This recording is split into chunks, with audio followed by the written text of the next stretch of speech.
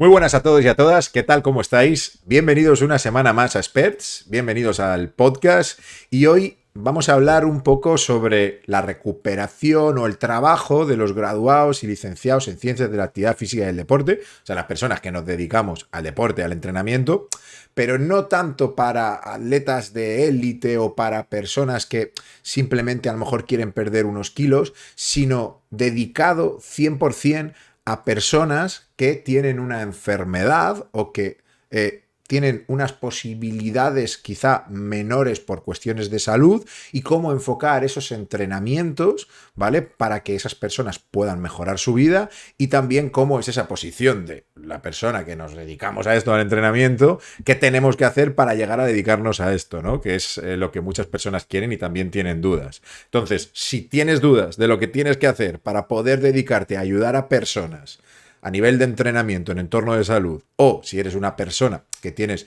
algún tipo de enfermedad y también quieres mejorar tu vida mediante entrenamiento, hoy va a ser el podcast. Estamos con Sonsoles Hernández. Bien, Sonsoles es doctora en biomedicina y es licenciada o graduada en ciencia de la actividad física y el deporte. Es investigadora y además es CEO de la empresa Timesplant, que se dedica a enfermedad renal y trasplantes. Es decir, ella es muy especialista en tratar a personas que tienen enfermedades renales y en ayudar a personas que han tenido un trasplante. Así que imaginaos en ese rango que estábamos hablando de enfermedad, el nivel de especialización que tiene. Así que bienvenida, Sonsoles, ¿cómo estás? Muy buenas, pues encantadísima de estar por aquí compartiendo este ratito.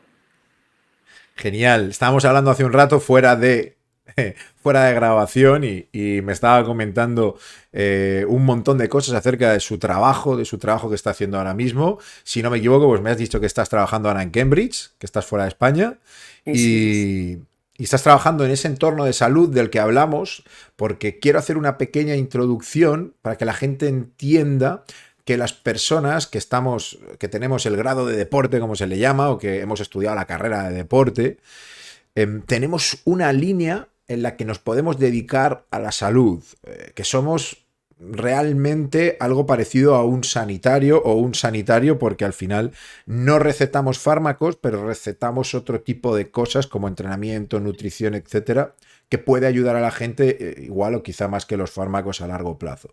Entonces, aquí en España esta parte no está tan reconocida todavía, aunque yo creo que llegará el día, y esperamos todos que llegue el día en que cada vez tengamos más presencia en un centro de salud o en un hospital, y que cuando llegue una persona y tenga un problema, el médico pueda derivar a que nosotros le ayudemos, pero si no me equivoco, en Cambridge, que es donde tú estás trabajando ahora, sí que ya han avanzado en esta parte. Entonces, para ponernos en el contexto, qué es lo que tú estás haciendo ahí ahora mismo y cuál es la diferencia entre ese avance que sí que está ahí y en España todavía no ha llegado. Bueno, pues lo primero, el cambio es cultural, totalmente, ¿no? En Inglaterra, en general, pues el graduado en ciencias del deporte, como tal, necesita una certificación específica a partir del grado como tal. Es decir, si no tiene esta certificación, no podría trabajar con pacientes. Y eso lo tienen muy reglado, ¿no? Es decir, aquellas personas que sin esa certificación a mayores del grado, pues no tienen experiencia, no han visto a esos pacientes, es inviable que trabajen con, por ejemplo, personas con enfermedad renal, personas con trasplante o personas con algún tipo de enfermedad crónica. Y esto, pues bueno, tiene su lógica, ¿no? ¿Por qué? Porque la verdad es que la carga de trabajo, tanto teórico como práctico, dentro del grado en ciencias del deporte, bueno, en España ya sabes que no hay un número de horas muy elevado en esta situación, pero allí, pues en el grado tampoco. Sí que es cierto que tienen diferentes vías y demás, como nosotros, pero claro, es igual que aquí tienes un peaje, que es un máster de secundaria, por ejemplo, para poder ejercer la docencia, pues allí necesitas un certificado, pero que es nacional. O sea, en España tenemos diferentes másters de salud, de rendimiento, de gestión, de un montón de temáticas o de salidas profesionales, pero allí específicamente y a nivel nacional, pues tienes una certificación que avala que tú, al menos de esa situación de cronicidad, de enfermedad crónica, uno, sabes valorar al paciente y dos, has visto a pacientes para tratar con ellos, que yo creo que es el principal limitante en España. Es decir, hay muy pocas personas graduadas que durante el periodo de formación hayan visto a pacientes como tal y hayan podido trabajar con ellos. Y desde mi punto de vista es la principal limitación que tenemos con respecto a los sanitarios. O sea, todos los sanitarios a día de hoy han tenido un contacto directo con pacientes, tanto en la práctica, supervisada obviamente dentro del ámbito universitario, como luego a posteriori para especialización, ¿no? Nosotros, ¿no? Como graduados en ciencias del deporte, a día de hoy, al menos en España, eso todavía no ha llegado. Yo espero que llegue porque será un punto a favor totalmente de los graduados en ciencias del deporte, ¿no? Sobre todo porque siempre pongo el mismo ejemplo, ¿no? Y es que si a mí me pasa algo mañana, y te digo algo en general, fíjate, que ya no te digo una patología, o sea, algo grave, obviamente quiero que me trate la persona que más experiencia tiene y que más personas como yo ha visto. La problemática es que salimos pensando que ya tenemos la formación suficiente como para entrenar a cualquiera. Y eso es un riesgo.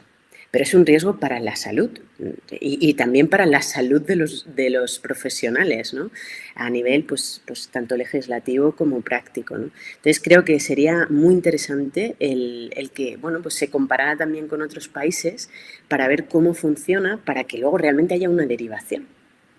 Y yo en eso estoy, obviamente, ¿no? Con Transplant en España, con Transplant en Inglaterra, para que haya ese vínculo directo entre lo que yo sé hacer, que es un trabajo muy, muy especializado, con otros profesionales con los que puedo trabajar conjuntamente. Que es que, te lo digo de verdad, es que no es tan difícil, pero lo que hay que tener es ganas de mejorar el mundo, pero en equipo.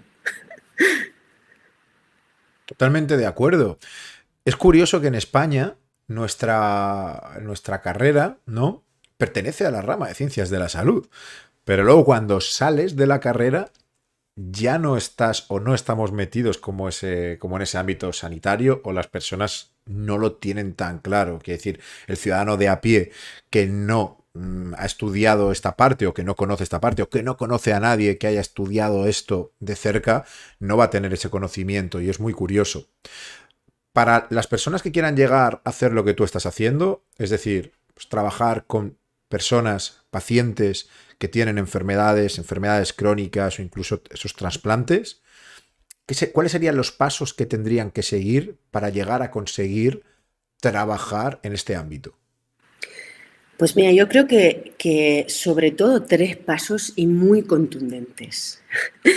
Y sonrío porque es duro. O sea, porque claro, ya cuando lo creas, yo siempre digo qué bonito, ¿no? Qué bonito todo, el trabajo, pero claro, llegar ahí supone lo primero, desde mi punto de vista, conocerte mucho, a ti.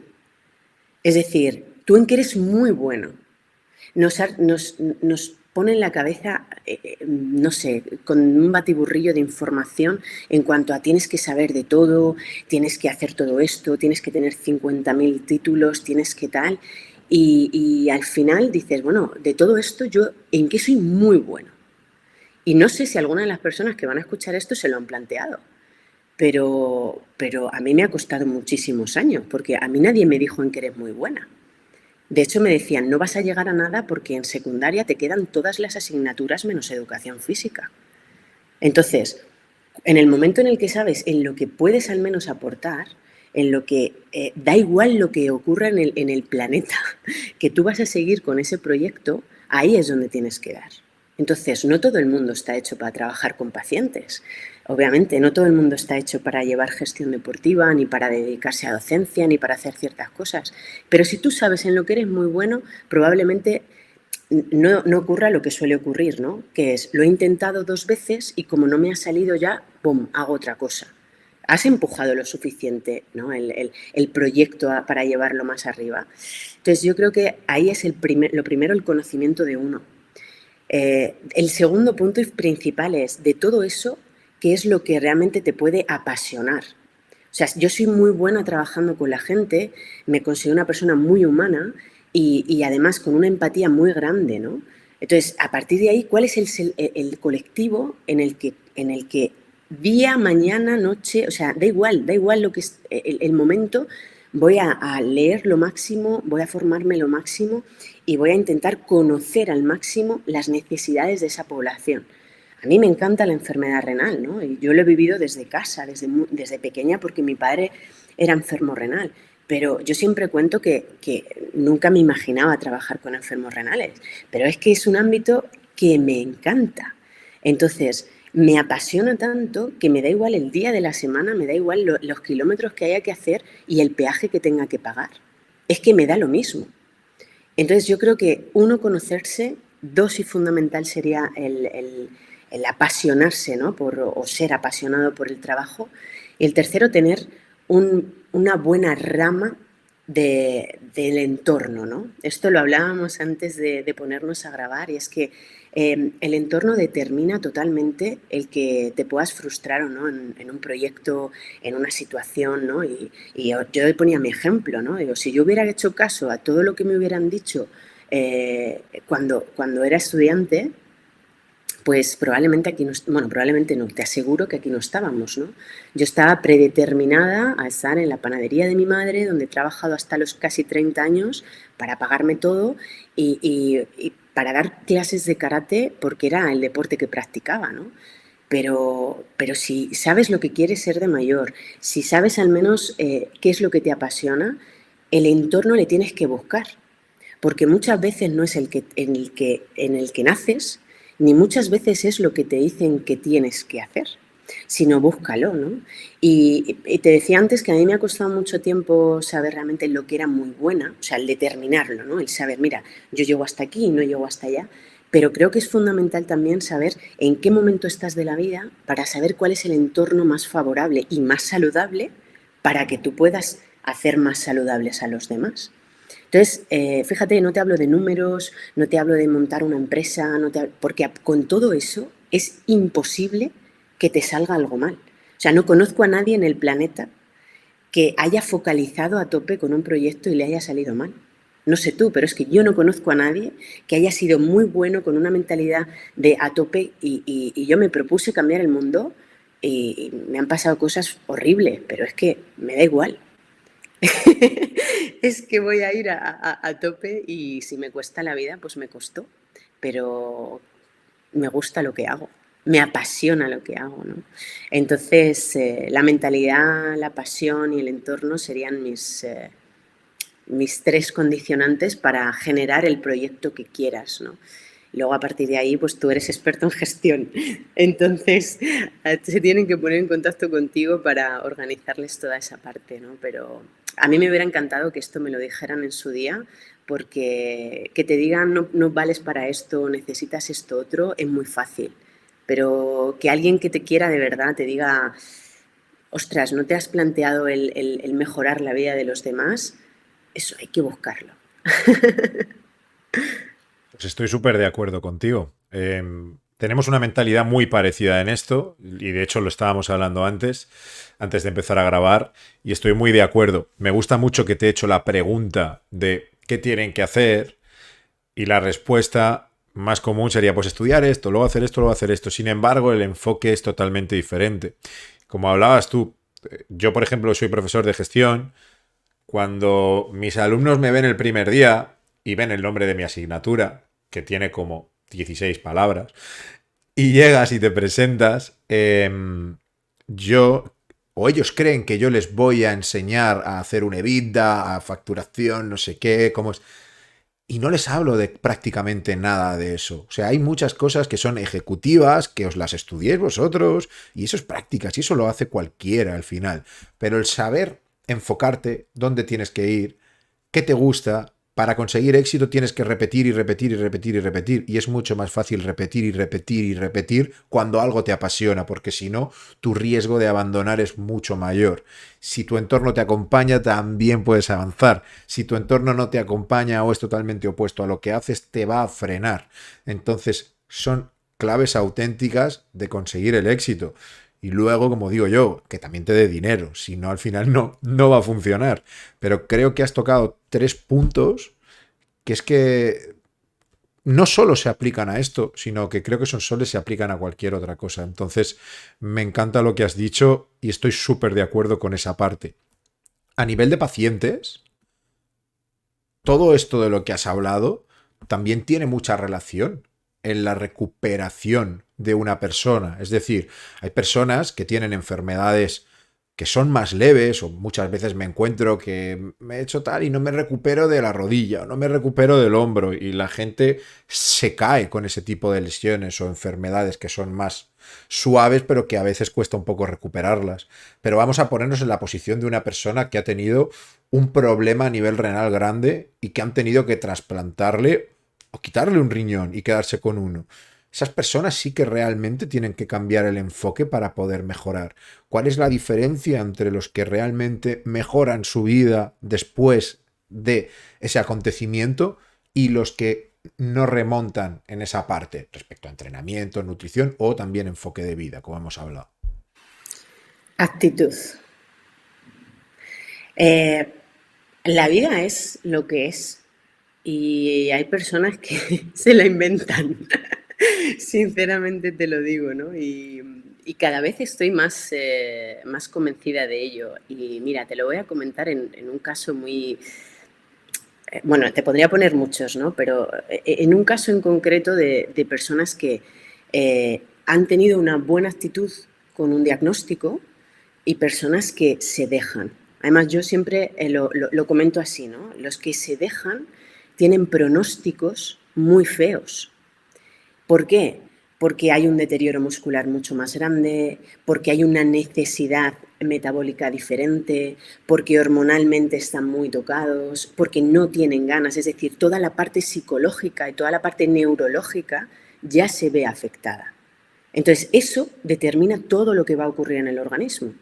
Entonces, ¿qué ocurre? Que una persona diagnosticada de, y hablamos de enfermedad renal crónica, es decir, uno, es irreversible y dos, veremos a ver qué tratamiento puedes tener.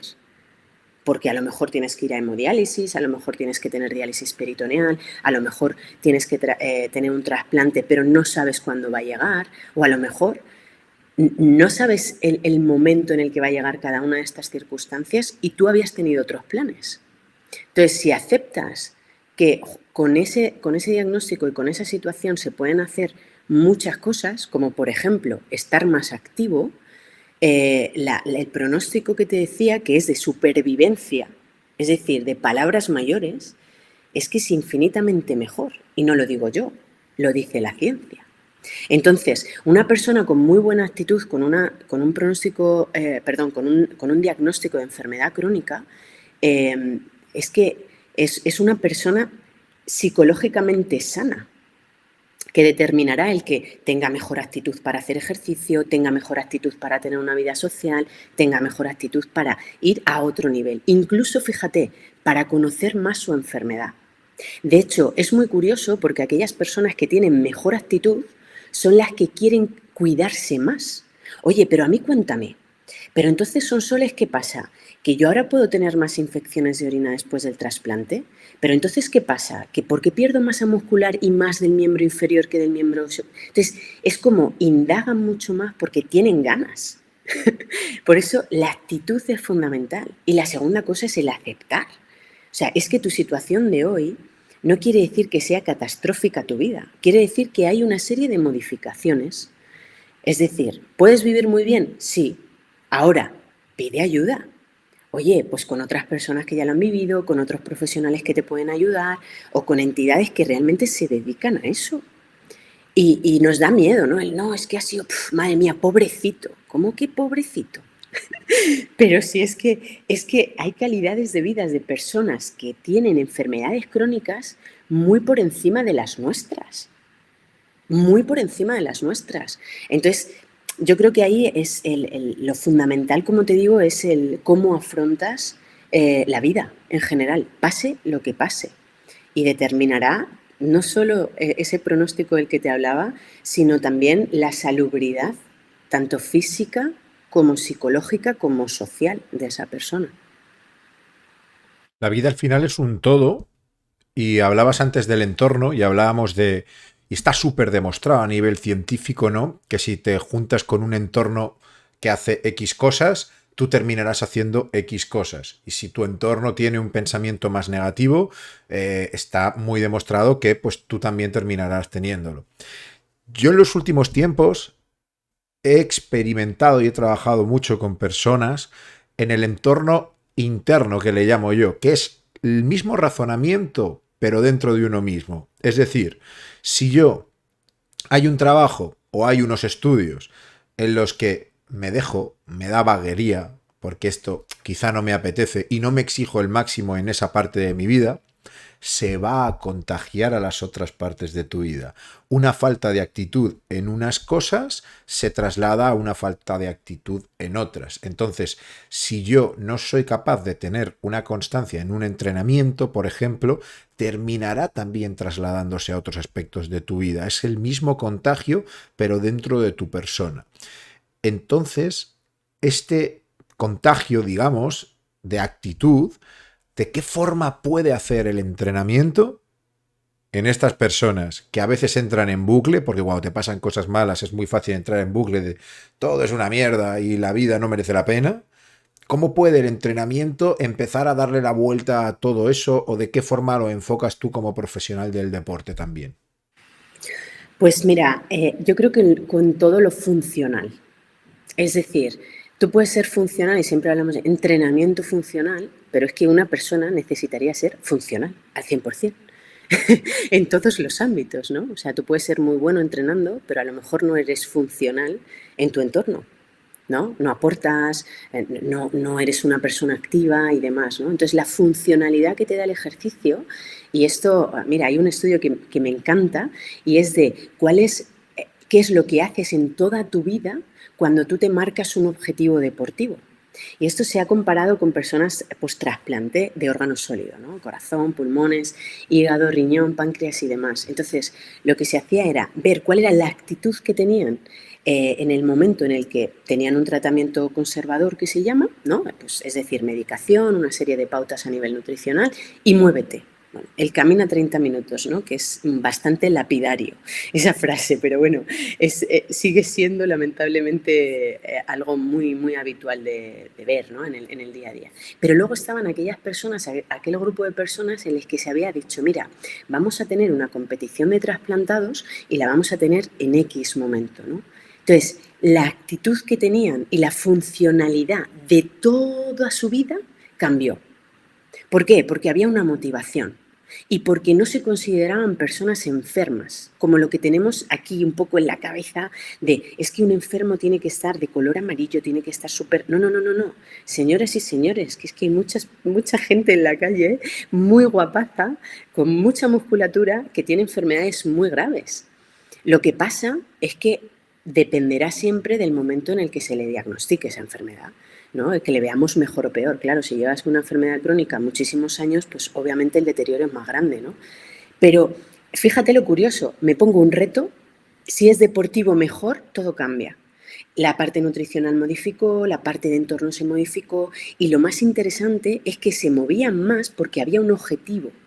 Y ese objetivo era una competición con trasplantados, pero que es que, o sea, te podrías plantear oye, vámonos a hacer una carrera solidaria a Valencia, ¿no? O sea, vamos a hacer algo, ¿no? Entonces, el ponerse mini retos o retos yo creo que siempre es algo fundamental. De hecho, nosotros en Transplant, por ejemplo, una de las preguntas iniciales del cuestionario inicial es, ¿qué objetivo tienes?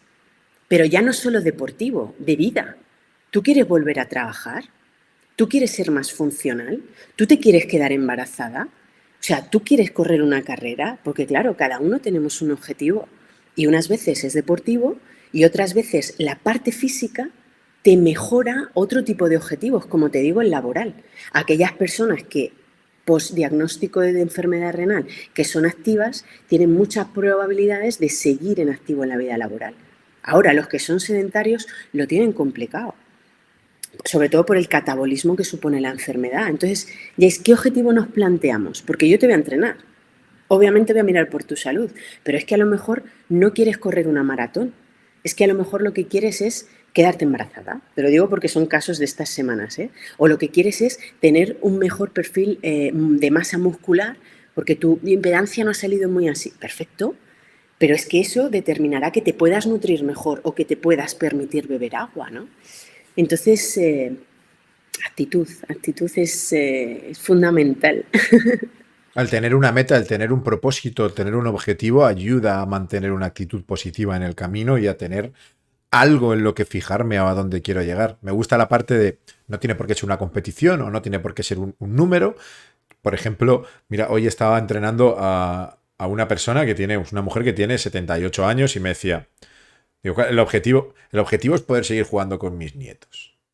Y es, no hay mejor objetivo que ese, vamos a seguir luchando para que te sigas pudiendo mover cada vez mejor para que puedas bajar al parque a jugar con tus nietos, porque lo que realmente te hace feliz es poder jugar con tus nietos. Solo ese objetivo de pensar en poder mantenerme jugando con ellos y que cada semana poder bajar al parque a jugar con ellos es lo que a esa persona le genera la actitud de seguir trabajando. Entonces, me parece una muy buena estrategia la de marcar un objetivo de una manera o de otra a través del deporte o a través de otra cosa, pero a través del entrenamiento, que al final es lo nuestro. Te encuentras a muchas personas, o en este caso, vamos a hablar, por ejemplo, de trasplantados, que son personas que, pues, oye, ya han pasado por un proceso difícil. Cualquier tipo de trasplante es un proceso bastante complicado a nivel vital. Entonces, siempre digo que hay más personas, como dicen, es que tiene discapacidad, digo, hay más personas con discapacidad en la cabeza que en el cuerpo. Las personas que tienen una diversidad funcional en el cuerpo, muchas de ellas encuentran el verdadero sentido a la vida y cómo trabajar y organizarse en su vida para cumplir unas metas y para tener más momentos felices y completos que personas que físicamente están perfectas, como tú decías, pero que arriba no funciona tan bien. Te encuentras muchas personas que a raíz de esas situaciones que son más dramáticas, trabajando con ellas, encuentran, le dan un giro y consiguen lo que no hubieran conseguido, a lo mejor quizá aunque suele fuerte, sin haber tenido ese acontecimiento dramático de una enfermedad o un trasplante. Sí, de hecho, bueno, en el día a día te encuentras un poco de todo, ¿no? Personas que tienen esa situación de cambio y que muchas veces es por acompañamiento, ¿eh? O por lo que decíamos al principio de todo, nadie les dijo que podía hacer ciertas cosas, ¿no? De hecho, hay algo muy recurrente que a mí me pone de mala leche, ¿no? Y es que cuando hay una enfermedad siempre se piensa en lo que no puedes hacer. Esto no sé si a ti te pasa en el día a día, ¿no? De las personas con las que entrenas, o sea, es como, no, tengo un trasplante cardíaco, entonces no puedo pasar de no sé cuántas pulsaciones, no puedo tener... Y digo, vale, pero dime qué puedes hacer. Y si tú le preguntas a una persona trasplantada qué es lo que puedes hacer y te pones en cada uno de los campos de los hábitos de vida saludable, es que son incapaces, te hablo de a corto plazo, los que acuden a ti que todavía no tienen toda la información, son incapaces de darte 4 o 5 opciones de cada situación de hábito saludable.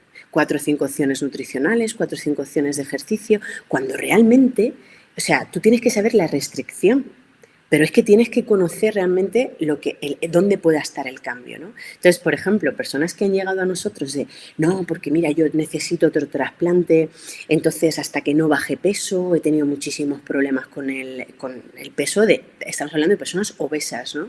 Y claro, pues yo ya sé que nunca más voy a poder estar trasplantado. O sea, ¿quién te ha dicho a ti que nunca más y que no vas a poder perder peso? ¿Me lo puedes explicar? Porque, hombre, si te han hecho un mega estudio en el cual determinen que efectivamente por toda la medicación que estás tomando, por toda situación metabólica y por toda tu situación endocrina es imposible, pues hombre, perfecto, pero ¿y si lo intentamos?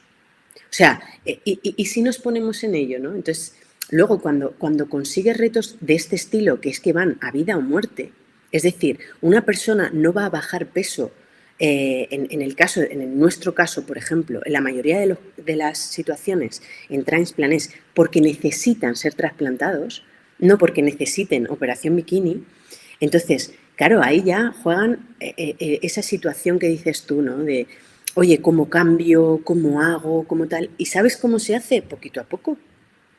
Oye, vamos a empezar a cambiar hábitos. No es no, ya empiezo el 1 de enero y me apunto al gimnasio, tengo que hacerme la analítica de inicio de año, voy a cambiar la dieta, voy a cambiar mi entorno, voy a apuntarme a inglés y voy a no sé qué. Bueno, vamos con el poco a poco, porque yo como científica también necesito saber cuál es la variable que más te está afectando, ¿sabes? Para que no ocurra lo que tú quieres que ocurra. Y en la mayoría de los casos, en el ámbito del trasplante, la mayoría de los casos ese sobrepeso viene dado por culpa, ¿no?, entre comillas, de la medicación inmunosupresora que están tomando. Entonces, claro, habrá que saber cuándo la tienes que tomar, qué interacción tiene con ciertos alimentos y con el entrenamiento, ¿sabes? Entonces, el contexto en ese sentido para facilitarles la información es muy genial, pero en este caso en concreto de tengo que bajar peso para tener otro trasplante o si no, pues o me queda la diálisis y como tenga muy poca posibilidad, ¿no?, de acceso vascular, pues lo tengo complicado porque me van a tener que poner un catéter, a ver cómo funciona, a ver qué ocurre, pues hace que cambies ese chip como tal y avances un poquito en ese sentido, ¿no? Incluso personas que han partido de, no, es que yo ahora tengo la situación de trasplante y han pasado de no hacer nada de ejercicio a hacerse barbaridades, ¿no? O a tener otros retos deportivos y eso ha hecho que se genere el cambio, ¿no? Ese objetivo que hablamos antes y esa parte motivacional fundamental para que haya un cambio y para que tú conozcas por qué necesitas hacer esto y con cada paso. Entonces, ¿la moraleja cuál es? Que hay una serie de recomendaciones generales, pero que cada uno tiene una vida diferente. Entonces, habrá que darle la dosis, igual que lo hacemos a nivel farmacológico, a nivel no farmacológico de las necesidades de esa persona. ¿Para qué? Para que llegue a hacerlo. Si yo lo que quiero es que se muevan. Yo siempre digo, mira, me da igual que vengas a transplant o no, pero muévete. Porque es que además te digo, científicamente, la supervivencia es inferior y la del injerto, es decir, de la persona que ha tenido que fallecer o vivo, que te ha donado, va a durar menos. Entonces me da igual lo que hagas, pero hazlo. ¿Sabes? Para que se genere todo lo que comentas, ¿no? Ese cambio y esas posibilidades de mejora, sobre todo a nivel actitudinal. Los alumnos en deporte me dicen, ¿cuál es el protocolo cuando recuperación de lesiones? El protocolo para una hernia L5, S1, tal, no sé qué. Os explico un poco de protocolo, pero al final digo, es que es diferente con cada persona. Es que no tiene nada que ver. Entonces, hay tantos protocolos de recuperación como personas tienen esa hernia. ¿Por qué? Porque tu objetivo es que la persona no pare de moverse o no pare de entrenar. Y para eso tienes que conocerla y saber de todos esos protocolos que están en tu cabeza y que tú conoces, de qué forma los puedes mezclar y hacer que funcione en esa persona en concreto. Y en la de al lado, que tiene lo mismo, a lo mejor son totalmente diferentes. O a lo mejor tiene unas partes sí, otras no. Entonces, es algo complejo. Entiendo que esto en los trasplantes y en enfermedades más graves también pasa igual. Y sin hablar en porcentajes, porque no me gusta en este caso hablar en porcentajes, pero ¿qué importancia le das al entrenamiento de fuerza en personas que tienen un trasplante, por ejemplo? ¿Qué importancia tiene el cardio? Esas personas que también toman una medicación, yo no entiendo mucho de eso, pero sé que toman medicación para bajar las defensas, para que la gente lo entienda, porque si no rechazarían un órgano de otra persona.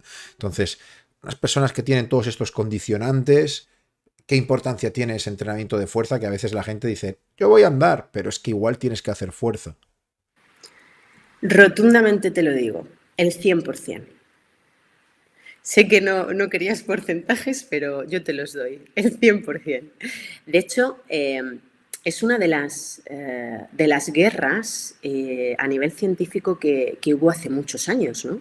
Porque a los pacientes post-trasplante o con enfermedades crónicas que derivaban en un trasplante, por ejemplo, enfermedad renal, fibrosis quística, ciertas patologías cardíacas y demás, si tú tiras de literatura, ¿no?, tanto a nivel científico como a nivel de libros y demás, claro, siempre se prescribía ejercicio aeróbico, ¿no? Era como, no, es que toda patología crónica deriva en un evento cardíaco que puede hacer que la persona fallezca. Sí, sí, perfecto, ¿no? Entonces, claro, pero yo creo que no se preguntaban, ¿pero por qué esa persona no se mueve?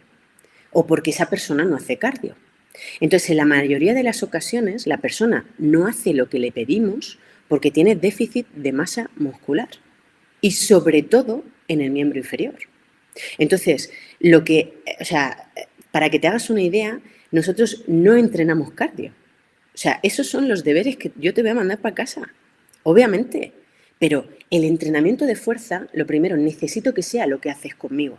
¿Por qué? Lo primero porque necesito que lo ejecutes adecuadamente, ¿no? Al final, un trasplante de órgano sólido tiene una intervención quirúrgica, ¿no? Y esto siempre es la típica pregunta. ¿Pero entonces se puede hacer abdominales? ¿No? ¿Se puede hacer fuerza? ¿No? ¿Se puede? Pues claro que se puede hacer, pero no en el momento que a ti te dé la gana. ¿Por qué? Porque la determinación viene dada por la intervención, por el fármaco que tomas, que hace que lo que es el cierre, ¿no?, de esa cicatriz se llama antes o después, y a partir de aquí vamos progresando, ¿no? Y vamos progresando en que tú seas la persona que quieras el día de mañana y que no seas débil, obviamente, ¿no? Entonces, la fuerza siempre es desde el día uno. Uno. O sea, y es que me acaban de trasplantar Sonsoles. Tenemos ahora 2 chicos recién trasplantados, ¿no? Y encima estoy muy feliz porque ha salido, uno de hígado y otro de riñón, y han salido genial, ¿no? Claro, yo tengo los Zoom con ellos estando en el hospital y venga, pero mándame. Y digo, es que, o sea, ¿os dais cuenta que esto, o sea, ha cambiado el mundo? Ha cambiado que tú ya estés entrenando fuerza en el hospital, post-trasplante inmediato, para que cuando salgas por la puerta salgas caminando y digas, sí, sí, hasta aquí tráeme la silla de ruedas, pero a mí no me hace falta que me traigas el coche a la puerta, que yo voy allí. ¿Dónde está el coche? ¿En el parking? ¿De dónde? Yo voy allí. Entonces, eso ha sido un cambio total y de hecho hemos pasado de todo cardio. Ahora todo lo que se habla a nivel científico, todo lo que se publica a nivel científico es lo que supone antifragilidad para el paciente crónico, ¿no? Entonces, es que es tan sumamente importante como la parte funcional, como la parte endocrina, como tal, e incluso por la necesidad muscular que tenemos para que esas personas estén mejor hidratadas. Porque hablábamos antes de esa parte más, no, más genérica, ¿no? De, oye, pues ¿qué me puede pasar? Me voy a motivar, voy a moverme, ya, pero es que a nivel fisiológico también le podemos explicar, oye, mira, una persona que tenga una limitación hídrica, cuanto mejor masa muscular tengas, más posibilidades de hidratación te puedes permitir. Incluso te digo más, una persona en hemodiálisis que tiene una restricción hídrica alucinante, es decir, que lo normal es que le dejen beber agua o líquido en general, comidas, sopas, o sea, aquí te meto ya todo, de 500 mililitros al día, si es una persona que puede entrenar con cargas y eso le permite hacer cardio a otra intensidad y a otro volumen, pues imagínate lo feliz que le haces. Al médico porque lo tiene regulado. Y a él porque dice, no, es que no te voy a bajar 4 kilos en la diálisis, te voy a bajar 2. Porque como no puedes orinar, desde el día lunes hasta el miércoles que vuelves, vas a entrenar y esos 2 kilos de margen te van a permitir que puedas entrenar con garantías, ¿sí? Y que puedas sudar esos 2 kilos que no te voy a quitar durante la sesión. Obviamente esto no es apto para todos, ¿sí? Porque sí que es cierto que cuanto más acúmulo de líquido tengamos, más riesgo vascular hay, ¿no? Cardiovascular hay. Pero es que esto lo hacemos y funciona fenomenal. Entonces, por eso te digo que es el ajuste de todo. Pero es que si yo te digo, vamos a hacer cardio, vamos a cuidarte cardio, vamos a cardio, pero no te puedes levantar de la silla, pues tenemos un problema, ¿sabes? Tenemos un problema. Entonces, a tu pregunta, fuerza 100%. El cardio, con esa prescripción de los 30, si quieres, hazlo, ¿vale? Si quieres algo más, luego ya lo hablamos, pero claro, sin masa muscular no puedes hacer nada. Sin fuerza no puedes hacer nada. Y de hecho te digo más, es que sin fuerza no puedes estar bien psicológicamente. No conocerás a alguien que entrene fuerza que esté amargado de la vida. Es que es muy difícil. Es que es muy difícil. De hecho, una de las prescripciones que se hace en depresión y ansiedad post-trasplante es ejercicio físico con dosis pequeñas, pero 2-3 veces al día, sabiendo la necesidad que tiene la persona, que es encontrarse mejor a nivel psicológico, ¿no? Y aceptar, como decíamos antes, mucho mejor la situación, ¿no? O sea, es que sin fuerza no somos nada. Nada. Y cuidado porque mucha gente piensa que la fuerza o el músculo, entrenamiento de fuerza, solo lo hacemos o solo lo queremos que lo hagan por tener una mejor movilidad o por poder andar, por lo que todo el mundo piensa por fuerza. Oye, si tengo fuerza puedo levantar esto que es más pesado. Eso es cierto. Pero es que la fuerza también tiene un gran componente muy, muy, muy importante a nivel hormonal, el músculo. ¿Vale? El músculo es un tejido que no solo sirve para levantar peso, que también, pero también es un tejido que a nivel endocrino tiene sus funciones. Entonces, a las personas que tienen enfermedades o trasplantes, el tener una masa muscular adecuada también les mejora en ese sentido. ¿Y qué implicaciones tendría desde este nivel del que estoy hablando a las personas que tienen una recuperación de una enfermedad grave, sea trasplante o otro tipo de enfermedad? Pues como bien has dicho, es que la musculatura no deja de ser un órgano como tal. ¿No? Yo siempre digo, bueno, te han trasplantado, tienes un órgano nuevo, pues ahora cuida todos los que tienes. Y uno de ellos es la musculatura. Entonces vamos allá, ¿no? Entonces lo explico así de una manera muy sencilla porque obviamente los pacientes que tenemos no tienen por qué leer, ¿no? A nivel científico. Pero es de suma importancia, aunque fíjate, la inmunosupresión, que es la medicación que comentabas antes, ¿no? Que tienen que tomar todos los trasplantados de órgano sólido de por vida, lo tienen que tomar, para que su sistema inmune pues, no esté enfrentándose diariamente con el tejido, con el injerto de la persona que se lo ha donado, ¿no? Entonces, claro, esto es una situación pues muy buena porque hace que no rechaces ese órgano, pero un poquito complicada a nivel de masa muscular. ¿Por qué? Porque esta medicación tiene corticoides, entonces hace una cosa y es que evita que mejoremos la masa muscular en cuanto a no solo estructura, sino también a hipertrofia muscular, ¿no? Entonces, lo primero que hay que hacer con personas trasplantadas es evitar lesiones. Es decir, ¿vas a poder coger masa muscular? ¿Vas a poder incrementar esa masa muscular? Sí, pero el principal limitante para poder coger un peso u otro, fíjate, de inicio en una persona trasplantada no es la intensidad, es evitar el riesgo de lesiones por varias cosas. La primera de ellas, porque si ya vienen debilitados y no tienen masa muscular, sabemos que van a tardar en cogerla. Por tanto, hay que ir poco a poco. ¿Pero por qué principalmente? Porque el riesgo de lesión en ellos es mucho más grande y nosotros nos tomamos, bueno, pues un fármaco, un ibuprofeno o similar, ¿no? Y no tenemos problema, pero es que ellos no lo pueden tomar. Entonces, bueno, es que he tenido agujetas, ya, pero es que igual, ¿no? O sea, tuve un antiinflamatorio y vamos para adelante.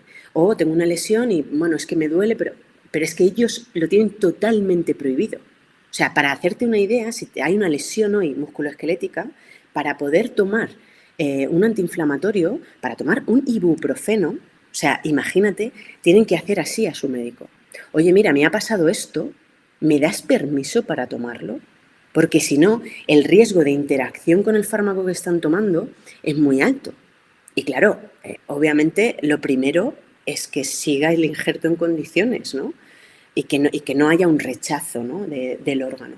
Entonces, por eso te digo que es muy interesante el entrenamiento de fuerza, de hecho es la base, pero uno, de manera lógica y progresiva, ¿para qué? Para dos, que no se lesionen, y por qué sí tienen que hacerlo. Porque es que a nivel metabólico, tanto a nivel de fármaco como a nivel de nuevo injerto, es que todo funciona mucho mejor con mejor masa muscular. O sea, obviamente todos sabemos cuáles son los beneficios, ¿no? Del entrenamiento de fuerza, pero sobre todo en esta población, toda la situación de, para que te hagas una idea, inmunosupresión. ¿Qué ocurre con la inmunosupresión? Tienes un metabolismo diferente de las grasas, tienes un metabolismo diferente de la glucosa, hay muchas posibilidades de que tengas hipertensión arterial. Y ahora, la siguiente pregunta sería, ¿y qué hace un buen entrenamiento y una buena dosis de entrenamiento de fuerza? Ostras, es que evita todo esto. Es que evita todos los efectos secundarios que pueda tener la medicación inmunosupresora. Hasta el punto que con una buena prescripción de entrenamiento de fuerza, las personas trasplantadas de órgano sólido pueden quitarse betabloqueantes o los medicamentos antihipertensivos, ¿sí?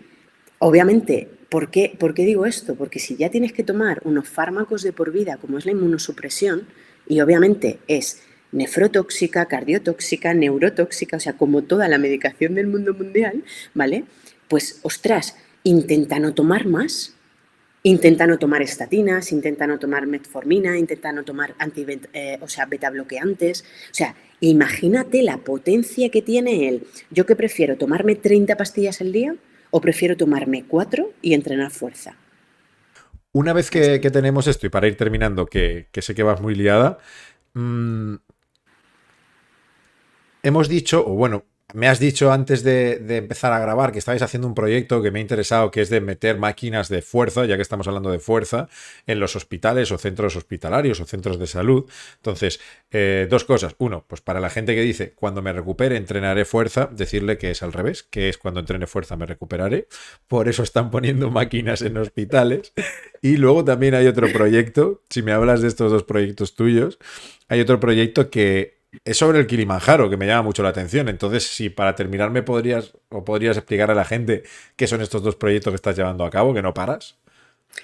Ni voy a parar. Si me ves parada, malo, malo. Sí, sí, sí. Me atrofiaría. Entonces, eso Totalmente. no puede ser, eso no puede ser. Bueno, pues son dos proyectos muy chulos. Yo tengo la empresa Transplant como tal, donde hacemos esos entrenamientos para personas en situación de pre y post-trasplante, como decías, pero toda la parte solidaria de estos proyectos y alguno más que te contaré, pues la lleva el Poder del Chándal. El Poder del Chándal es la asociación sin ánimo de lucro en la que gestionamos toda esta parte solidaria y donde principalmente tenemos 3 proyectos, ¿no? El primero es el proyecto Mini Gym, que fue con el que empezamos, y el objetivo principal era que los niños desde el ámbito hospitalario se movieran. Y cuando digo se movieran es porque efectivamente, como bien has dicho, es, bueno, ya cuando me recupere hago, ¿no? Pero no, muchas veces con esa burbuja que se crea en la parte familiar, del entorno de ostras, los niños, cómo van a moverse, pobrecito, pobre tal, ¿no? Que comentábamos antes, ese entorno muchas veces no hace ciertas cosas porque no lo ha vivido desde una situación de enfermedad. Es decir, tú en el hospital sabes que tienes una serie de fármacos, das por hecho que eso tiene que ser así, pero como luego allí ya te han, pues eso, enseñado cuánto tienes que tomar, cuándo, dónde y demás, pues ya en casa lo haces igual. Oye, ¿y por qué no ir con el ejercicio?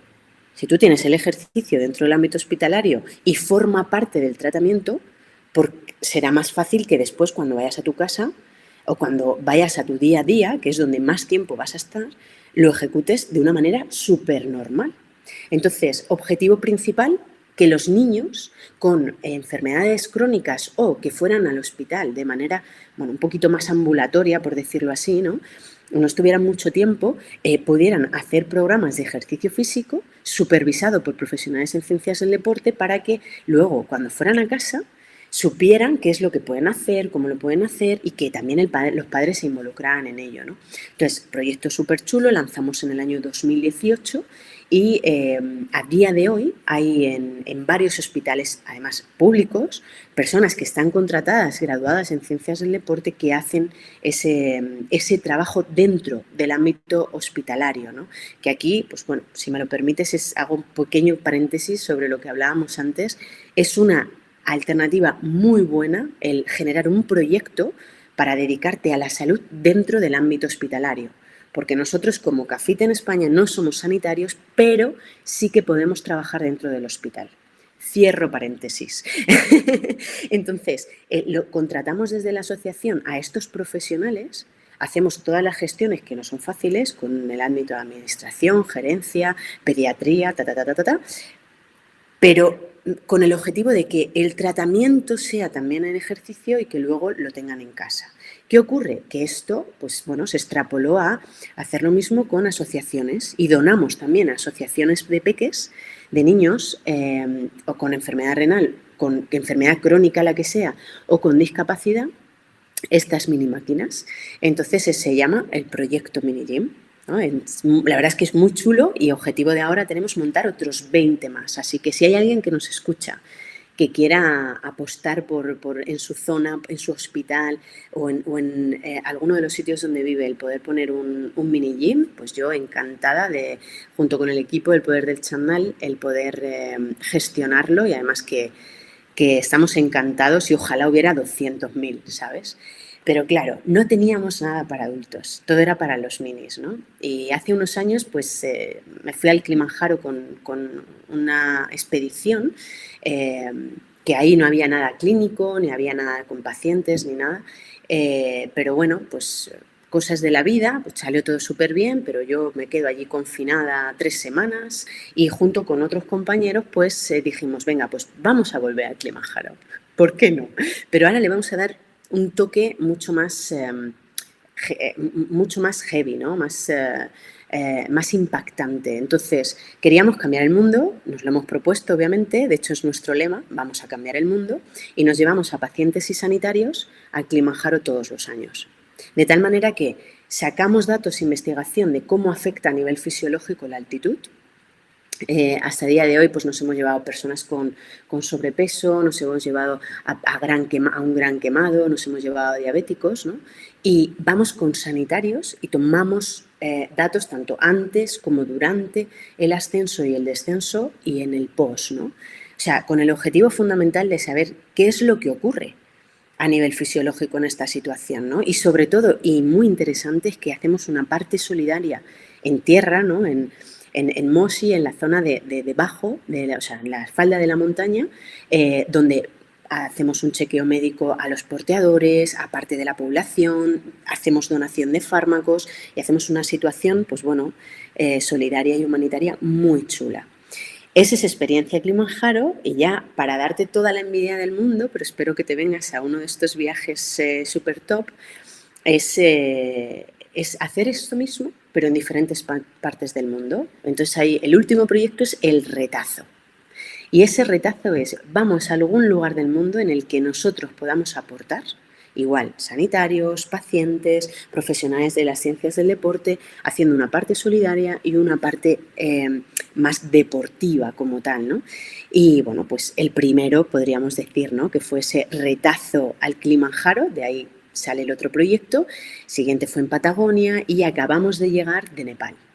En este caso nos hemos llevado a a un hombre trasplantado, al que le llevo la preparación física, además él es médico y tiene un cuadro clínico que bueno, yo creo que porque al final pues soy como soy y intentamos gestionarlo como tal, pero si no, yo creo que solamente viendo el cuadro clínico no me lo hubiera llevado en la vida, pero entrenó muy bien, y una chica diabética que bueno, lo hicieron fenomenal, hicimos la base del Everest y al día siguiente nos fuimos a Kalapatar, que tiene 5.600 metros, en un trekking de 12 días, súper bonito, pero ya te digo que, o sea, lo espectacular fue ver cómo pacientes ayudan a otros pacientes, ¿no? Que no tienen recursos, que no pueden tener insulina, que no pueden tener un trasplante, pero ni locos, porque están en una zona del mundo en la cual pues, bueno, su sistema sanitario no lo permite.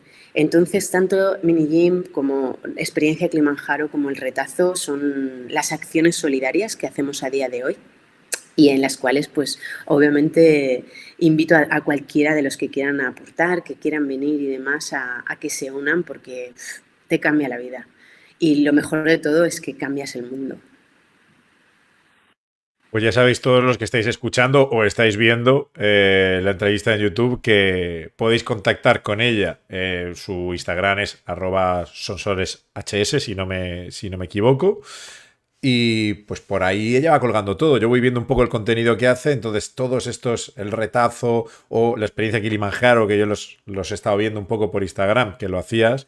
Y lo podéis ver ahí o contactar con ella si alguien está tanto interesado en hacer algo de esto como en también colaborar. Lo que hablabas del mini gym, ¿no? Que al final es algo que con muy poco se consigue mucho, y hay personas que si quieren aportar o que su labor social esté tirando por esa parte para ayudar a niños, que sepan que ayudar a niños muchas veces están las partes de entretenimiento y demás, que son súper guays, que a mí me molan, pero que también les podemos ayudar mucho, haciéndoles algo entretenido, pero enseñándoles a entrenar de pequeños y que no tengan miedo que el entrenamiento de fuerza está indicado en niños y adolescentes, que no se quedan pequeños ni pasa nada de eso. Todo lo contrario, es un entrenamiento que deberían de hacerlo. Estén sanos o tengan enfermedad, para todos, ¿vale? Para que hay gente que dice, no, pero que voy a poner al niño a hacer pesas. El niño debe hacer pesas y si el niño tiene alguna patología o está en un hospital, pues es un proyecto súper bonito.